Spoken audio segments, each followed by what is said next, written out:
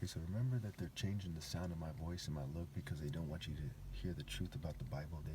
They don't want you to be interested in what I have to say. Jeremiah 18, at the potter's house. This is the word that came to Jeremiah from the Lord. Go down to the potter's house, and there I will give you my message. So I went down to the potter's house, and I saw him working at the wheel. But the pot he was shaping from the clay was marred in his hands, so the potter formed it into another pot, shaping it as it seemed best to him.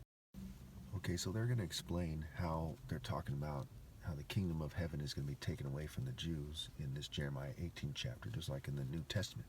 Okay, they're going to explain how the clay wasn't good enough for the potter, right? The potter is God, is the most obvious way to interpret this, and the clay is the people of of Israel, right? And we see this in other kind of religious myths where people are said to be made out of clay and things like this. Okay.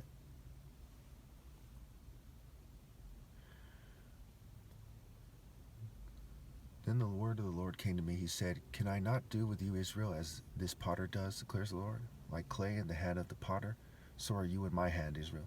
If at any time I announce that a nation or kingdom is to be uprooted, torn down, and destroyed, and if that nation I warned repents of its evil, then I will relent and not inflict on it the disaster I had planned.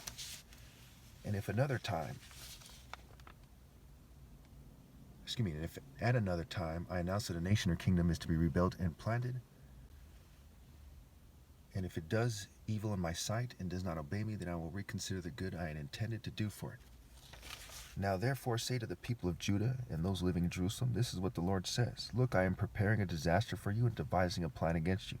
So turn away from your evil ways, each one of you, and reform your ways and actions. Now, because it's so confused by popular culture, including whites, Jews, everyone and their mom is confusing the role of the Jews in the bigger scheme of things.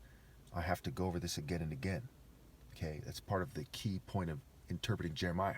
I have to make it understood that the Jews are not divinely appointed to lead at this time, and they will never be divinely appointed to lead ever again. Okay, the order is extremely important. A house divided cannot stand. The commands of God and the chains of command are connected. Okay, so again, it's making it clear that the Jews did evil in the sight of God and that their position is being taken away from them. Now, one could argue they're trying to confuse it because they know that's going to piss them off and they're not going to want to serve God, which is what has happened over the years. Many of Jewish people are into the occult, right? We see Michael Aquino is of Jewish descent, Anton LaVey, and on and on and on. As the story goes, we see that there's tons of these people into the occult, especially in California. Everyone here knows that I'm right, and it's not just Jews, okay? It's everyone, their mom here, okay, except for me and so on and so forth. All right. So this is what the Lord says. Look, I'm preparing a disaster for you and devising a plan against you. So turn from your evil ways, each one of you, and reform your ways and actions.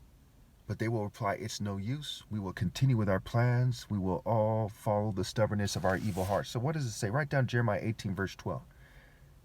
God is saying to Jeremiah and through Jeremiah that he's treating the Jews fairly, and if they rebel, they're going to lose the kingdom, and they're going to be destroyed spiritually. They're going to go to hell, what have you.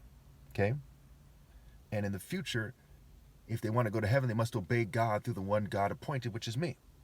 We see that with the story of Babylon and how they tell them to serve the Babylonians, but then Babylonians rebel against God too, and they're all taken to hell and so on and so forth. Okay, but that's what it's saying here. It's clearly saying that, especially in Jeremiah 18, verse 12, where it says, but they will reply, it's no use. We will continue with our plans. We will all follow the stubbornness of our evil hearts. So he's saying the plan for the Jews, according to Jeremiah, according to the Bible, according to the Torah and the Bible, the plan for the Jews was that God gives them all these chances. They fail and they lose the kingdom of heaven, and someone else is the leaders of the kingdom of heaven, and if they want to go to heaven, they must obey God through the leader, and I'm the last valid leader ever possible. The Bible actually makes this crystal clear if you read it enough. It's a bit confusing if you've just been reading it for a couple months, but if you read it with an emphasis on getting to the bottom of who's in charge, it clearly points to me, because the throne is established through righteousness, right? The Malachi, the sun in righteousness, the path of the righteous like the morning sun shining ever brighter to the full light of day. They simply don't have the intensity of righteousness to argue that they should be in charge, and the Old Testament predicts that they will follow the stubbornness of their heart, and they're referring to the whole clay together, right? So the clay and the potter, which is the whole, it stands for the people of Israel, okay? So Jeremiah 18, 1 through 12 makes it clear, okay, that you don't look to them for leadership.